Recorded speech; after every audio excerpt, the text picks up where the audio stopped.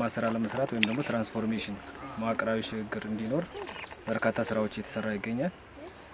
ይሄን ደግሞ መዋቅራዊ ሽግግር እንዲኖርና በቤተሰብ ደረጃ የቤተሰብ ብልጽግናን ለማረጋገጥ ከሚደግፉን አጋር ድርጅቶች አንዱ የፊሳሪቲ ፕሮግራም ነው።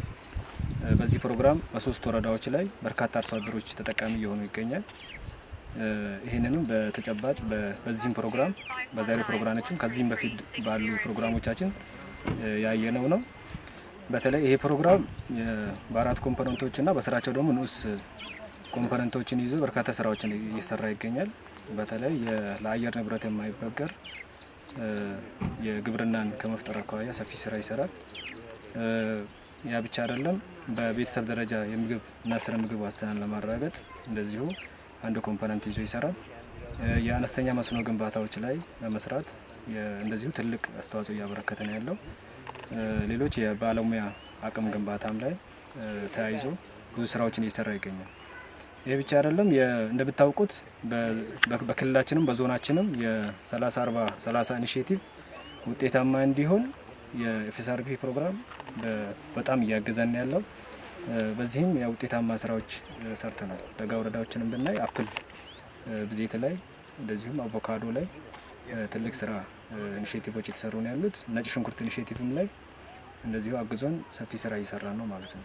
በግብርናው ዘርፍ ላይ ያሉ በመንግስት በጀት ተደራሽ ማይደረጉ በርካታ የዚህ የግብርናውን ሴክተር የጉድለቶች በሚሸፍን መልኩ በርካታ ስራዎች ተሰርተዋል። ብዙ ውጤቶችም ተገኝተዋል። በሂደቱም መስራት ባለብን ልክ ቀጣይ መስራት ያለብን ብዙ ቀሪ ስራዎችም ይኖራሉ። በሶስቱም ወረዳዎች የተለያዩ ስራዎች እየተሰሩ ቆይተዋል።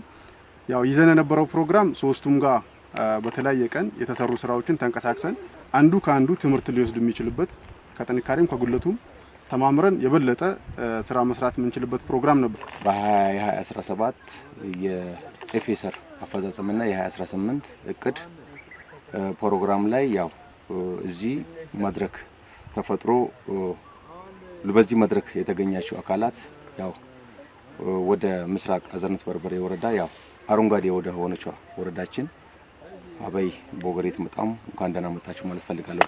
ማለት በተለይ ኤፍኤስአር ፕሮግራም ላይ በርካታ ስራዎችን ስንሰራ መተናል። ስፔሻሊ ከኤጂፒ 1 እስከ 2 አሁን ደግሞ ራሱ ሪብራንድ አድርጎ ኤፍኤስአር ፒ ብሎ ከመጣን በኋላ በርካታ ስራዎች ተሰርተዋል።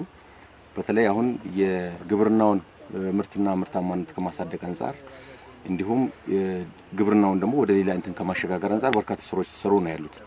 አንዱ እንደ ሀገርም ትልቅ ትኩረት ተሰጥቶት የተሰራ ያለው በተለይ የአፈር አሲዳማነትን ከመከላከልም አንፃር የምርትና ምርታማነትን ከመጨመርም አንፃር በርካታ ስራዎች ተሰሩ ነው ያሉት።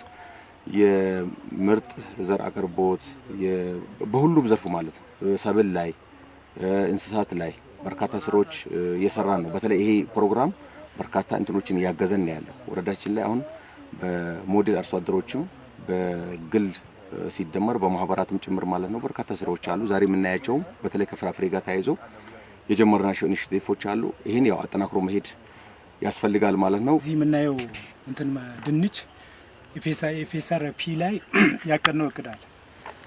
ድንች ላይ ለዘር ብዜት ብለን በበልግም በመስኖ ያቀድናቸው እቅዶች አሉ። ከዚህ አንፃር በዚህኛው መስኖ ወደ 100 አካባቢ ኩንታል የገዛንበትና ለበልግ ደግሞ በተመሳሳይ 100 የምንገዛበት ሁኔታ አለ። አጠቃላይ ድንቹን ስታዩት በተሻለ ደረጃ ፐርፎርማንስ ያለበት ሁኔታ እንዳለ ለማሳ ነው። ከዛ ባለፈ እዚህ አካባቢ ላይ የስራ ጋር ተያይዞ ችግር የነበረባቸው ወጣቶች አሉ። እነዛ ወጣቶች ውይይት ተደርጎ ውይይት ከተደረገ በኋላ መግባባት ከተፈጠረ በኋላ ወደ ስራ የገቡበት ሁኔታ አለና ይሄ ተጠናክሮ የሚቀጥል ነገር ነው የሚል ነገር ለማሳ ነው።